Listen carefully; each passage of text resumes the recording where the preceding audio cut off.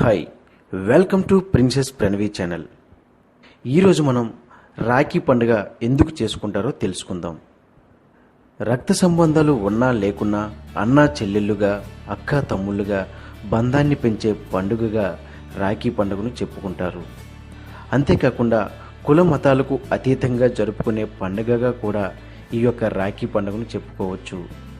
అయితే రాఖీ పండుగను ఎందుకు జరుపుకుంటారు అనేదానికి చాలా పురాణ గాథలు ఉన్నాయి. వాటిలో కొన్నింటిని ఇప్పుడు మనం తెలుసుకుందాం. పురాణ గాథలలో కూడా రాఖీ ప్రస్తావన ఉంది.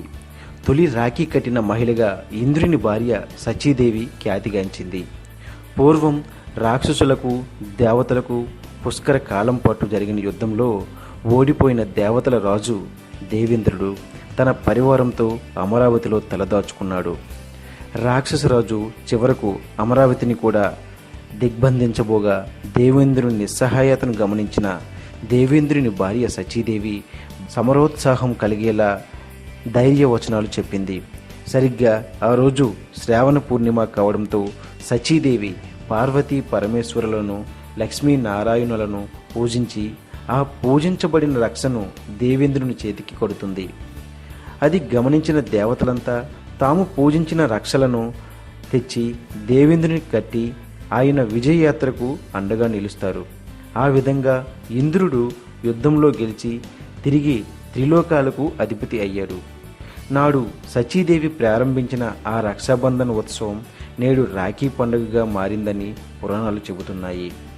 అలాగే రాక్షస రాజైన బలిచక్రవర్తి ఆధిపత్యాన్ని భరించలేని ఇంద్రుడు మహావిష్ణువును శరణు వేడాడని, దీంతో విష్ణువు వామనుడిగా భూమిపై అవతరించి తన పాదాలతో బలిని పాతాళానికి అనగదొక్కుతాడు.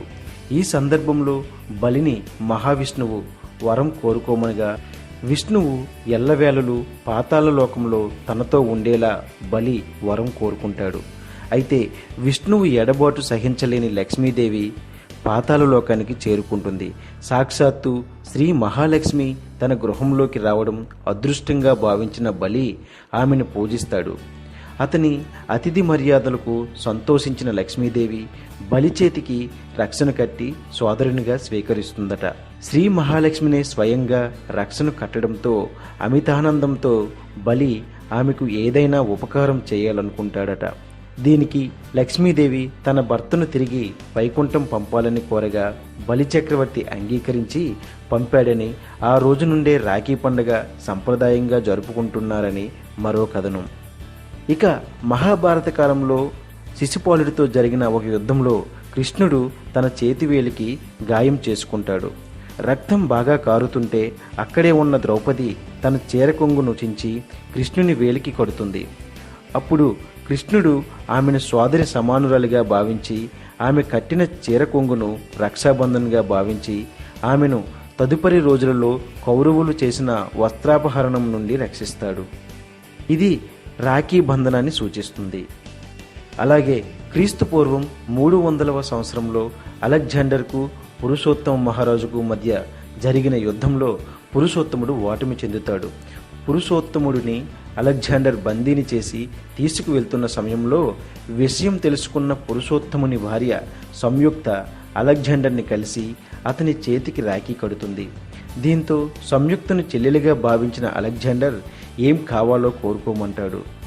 బందీగా పట్టుకున్న తన భర్తను విడిచిపెట్టాలని సంయుక్త కోరుకుంటుంది.